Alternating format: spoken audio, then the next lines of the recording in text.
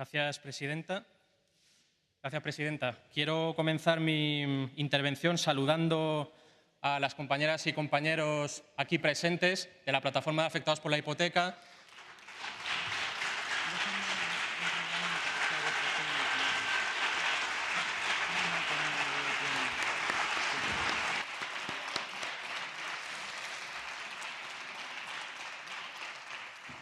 A los compañeros de la Asociación Libre de Abogados y a las compañeras de la Federación Regional de Asociaciones Vecinales de Madrid.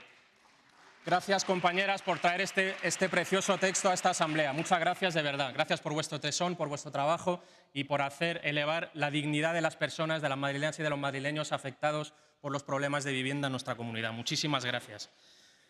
Gracias también por estar aquí hoy y las personas que se encuentran fuera de la asamblea, concentradas también, por representar a casi 77.000 madrileñas y madrileños que han avalado con su firma esta proposición de ley cuya toma en consideración hoy debatimos en esta Cámara. Y gracias por demostrar, una vez más, que la sociedad civil madrileña se encuentra 100 pasos por delante del que desgraciadamente sigue siendo su gobierno hoy en día. Muchísimas gracias de nuevo.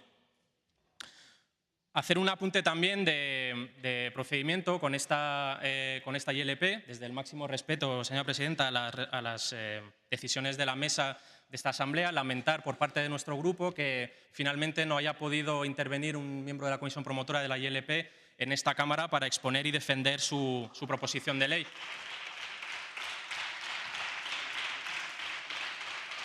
Esperamos que, de cara a la reforma del reglamento que se está negociando en estos momentos, los demás grupos del arco parlamentario estén de acuerdo en permitir en adelante que en el Pleno se pueda intervenir para defender este tipo de iniciativas, como sería un acto de pura democracia.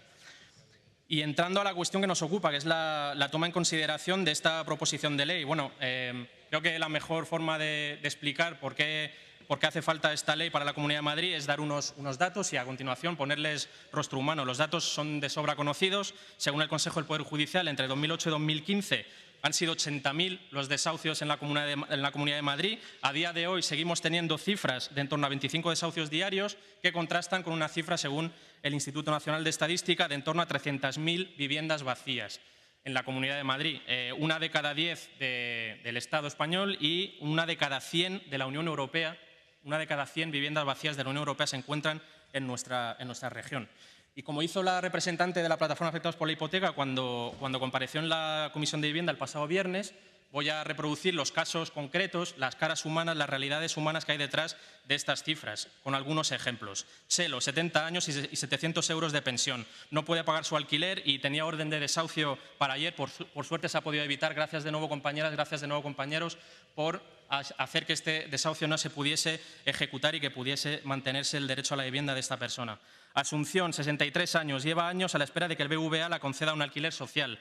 Daniel, 35 años, sigue viviendo en casa de sus padres porque no puede independizarse con una nómina de 850 euros. Luisa, 43 años, madre soltera, con 3 niñas a cargo, que ha sido desahuciada por Encasa Cibeles, Goldman Sachs, el fondo buitre que compró su vivienda protegida con ella dentro por obra y gracia del señor Ignacio González. Irene, 40 años, tuvo que vivir en su coche con sus hijos a pesar de llevar más de 15 años solicitando vivienda pública, entre otros a la Comunidad de Madrid gobernada por el Partido Popular. Ramón, 57 años, le siguen reclamando la deuda hipotecaria tras ser desahuciado por el Banco Popular al no poder pagar la hipoteca que resultó tener cláusulas suelo y otras cláusulas abusivas. Por estas personas, por estas realidades, es por lo que necesitamos una ley de vivienda en la Comunidad de Madrid, para que esto no se vuelva a reproducir, para que estas injusticias se acaben y para que sean reparadas las víctimas de una estafa financiera y de crímenes contra los derechos humanos en esta comunidad, contra el derecho a la vivienda de estas personas.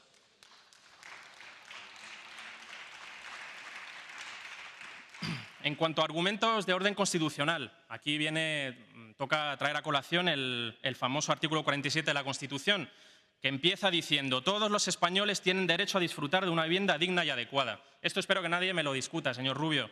Esto es un derecho fundamental. Y no solo porque lo diga la Constitución española, sino porque lo dice el artículo 25 de la Declaración Universal de Derechos Humanos. Esto es indiscutible.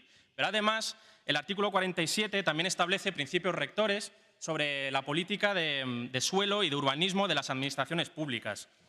El problema es que el derecho fundamental y los principios rectores del artículo 47 no han sido desarrollados legalmente de forma igual ni a nivel del Estado ni a nivel de la Comunidad Autónoma de Madrid. Tenemos a nivel estatal que no hay ley orgánica que desarrolle el derecho a la vivienda, pero sí hay una ley del suelo. A nivel de la Comunidad de Madrid, que asume las competencias por obra de su Estatuto de Autonomía y de la propia Constitución en materia de vivienda y de suelo, no tenemos ley de vivienda y sí tenemos una ley del suelo. Entonces, llegados a este punto, pues tenemos que hacer una reflexión sobre por qué no hay ley de vivienda en Madrid. Y probablemente el motivo se pueda expresar con una frase que probablemente le llevan diciendo muchos años los bancos, los fondos buitre y las grandes constructoras a los consejeros de vivienda del Partido Popular, que sería algo así como: no dejes que un derecho fundamental estropee un pelotazo urbanístico. Esto es lo que resume la política de vivienda y suelo de la Comunidad de Madrid de estos últimos años, porque el modelo del Partido Popular es considerar la vivienda como un bien de inversión, no como lo que es, según normas internacionales de derechos humanos, según el Parlamento Europeo, según el sentido común. La vivienda es un bien de primera necesidad. La vivienda es el sostén material de un derecho fundamental y como tal se tiene que entender y no como un bien de inversión con el que se puede especular. Son bienes que tienen función social y como tal se tienen que entender y como tal se tienen que regular. En base a este modelo que decía del Partido Popular, pues se explica que no haya ley de vivienda en la Comunidad de Madrid. Lo único que tenemos parecido es una ley de protección pública a la vivienda del año 97, una ley de 4 artículos que lo único que hace realmente es habilitar legalmente para el dictado del reglamento de viviendas con protección pública, que es la norma que realmente ha regido en materia de vivienda en la Comunidad de Madrid. Claro, el problema de tener un reglamento y no una ley es que un reglamento se reforma por decreto del Gobierno y a su voluntad, sin las garantías que tiene un proceso de reforma legislativa para asegurar que ese derecho se regule y se defienda como está mandado. Y así ocurrió en el 2012, cuando el Gobierno de Ignacio González, un 18 de julio, nada más y nada menos, reformó ese reglamento y permitió la venta de 3.000 viviendas del IBIMA a fondos buitre que luego se descubrió que tenían lazos con la SICAV familiar del consejero de Vivienda. Por eso es necesario tener una ley para que no se generen estas tropelías.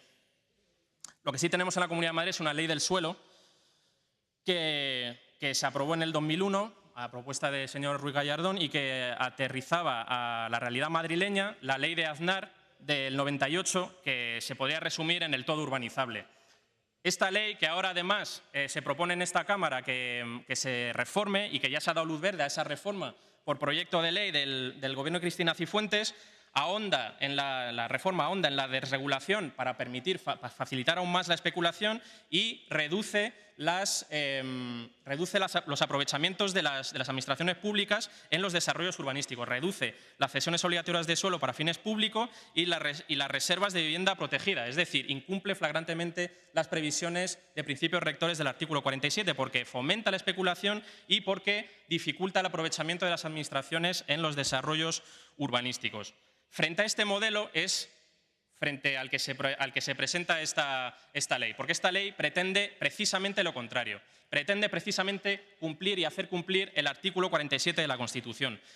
Establece un derecho universal a la vivienda, entre otras cosas, para que se deje de pensar en la vivienda pública estrictamente como algo que se tiene para enfrentar emergencias habitacionales, sino que sea, como tiene que ser, un derecho universal al que todas y todos tengan acceso. Establece instrumentos de política pública, como son los que necesita la Comunidad de Madrid y cualquier administración pública, para poder hacer valer este derecho, asegurarlo, fomentarlo y promoverlo. Y en ese sentido, regula el parque público de vivienda de la Comunidad de Madrid y reforma la Agencia de Vivienda Social para convertirla en un auténtico actor del mercado inmobiliario y para convertirla en una auténtica agencia que asegure el derecho a la vivienda del conjunto de la población madrileña. Además, esta proposición de ley que nos trae la sociedad civil madrileña lo que plantea es también una previsión constitucional respecto de la vivienda como bien sobre el que se ejercen derechos de propiedad, y es asegurar la función social de esa propiedad. Un planteamiento que también está recogido en la Constitución española en lo que se refiere al derecho de propiedad. ¿Y cómo lo hace? Pues asegurando medidas que eviten el acaparamiento ilegal de viviendas, que evite que siga habiendo 300.000 viviendas vacías en la Comunidad de Madrid en manos de bancos, de la Sareb y de demás entidades financieras que las mantienen vacías con fines especulativos. Contra esto es contra lo que regula esta ley urgente del derecho a la vivienda, mecanismos para evitar que estas viviendas sigan estando vacías y que se puedan acaparar ilegalmente como bien de primera necesidad que son. Y además, en último lugar, establece medidas de protección al consumidor frente a los abusos bancarios, como son las cláusulas suelo y demás cláusulas abusivas que puede haber en contratos de préstamo hipotecario, por ejemplo, y que afectan directamente a la tutela judicial efectiva y a los derechos que asisten a esos consumidores. Y como tenemos una competencia autonómica también en materia de protección del consumidor, pues hacemos uso de la misma se haría uso de la misma para defender a los consumidores. Voy terminando explicando por qué nuestro grupo parlamentario entiende que sí es necesario tomar en consideración esta proposición de ley. Miren, señorías, son 10, por mirar a nuestro entorno, son 10 las comunidades autónomas que en los últimos años, en los últimos 5 años concretamente, han legislado en materia de vivienda para hacer frente a una realidad social acuciante como es la de los desahucios y todo lo que aquello conlleva y todas las vulneraciones del derecho a la vivienda en el conjunto del Estado. Concretamente han sido Galicia, Navarra, Andalucía, Castilla y León, Canarias, Cantabria, Euskadi, Cataluña, fruto de una ILP de los compañeros de la PA también, Región de Murcia, también fruto de una ILP de los compañeros, y la Comunidad Valenciana. Señorías, esta proposición es técnicamente viable, porque la han hecho abogados especializados en la materia, porque se ha contado con todas las resoluciones de la ONU, de la Unión Europea, que condenan sistemáticamente a España por el incumplimiento del derecho a la vivienda. No hay informe del Gobierno. El Gobierno no ha sido capaz de informar en contra de esta proposición de ley porque es técnicamente viable. Y además, si hubiese cualquier duda al respecto, para eso tenemos el procedimiento legislativo en esta Cámara, que supone primero tomar en consideración las proposiciones y luego enmendarlas y hacer cualquier tipo de control que veamos necesario.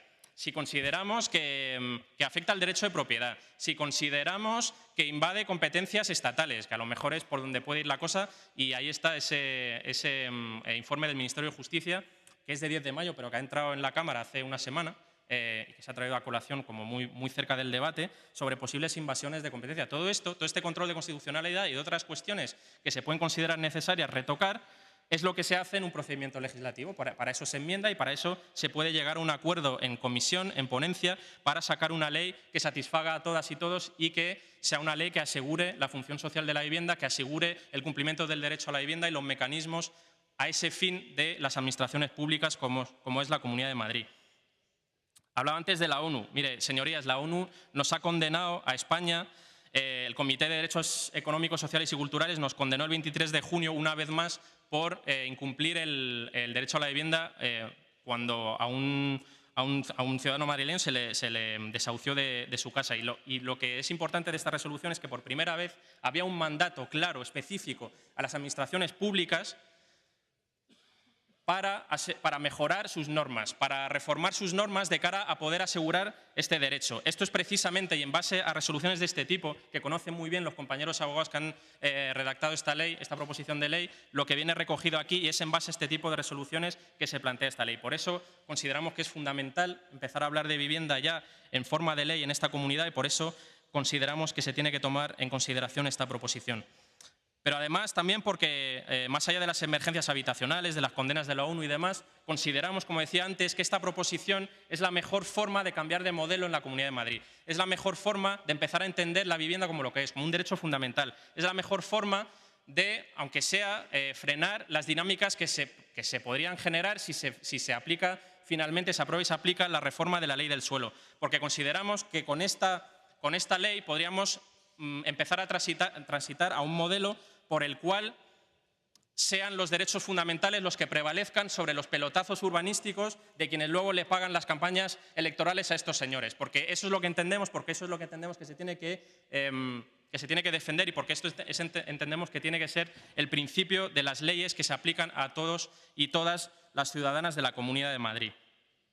Señorías, esta ley es un empuje ciudadano por cambiar las cosas. Es una demostración de que sí se puede, es una demostración de que hay capacidad en la sociedad civil de sobra para decirle al Gobierno cómo hacer mejor las cosas, cómo legislar mejor, cómo sacar adelante una ley más solvente, una ley que haga cumplir los derechos fundamentales de todos y todas los madrileños. Señorías, Compañeros, tomemos en consideración esta proposición de ley, tomémosla en consideración, desarrollémosla y aprobémosla porque, señorías, esta es una ley como una casa. Muchas gracias.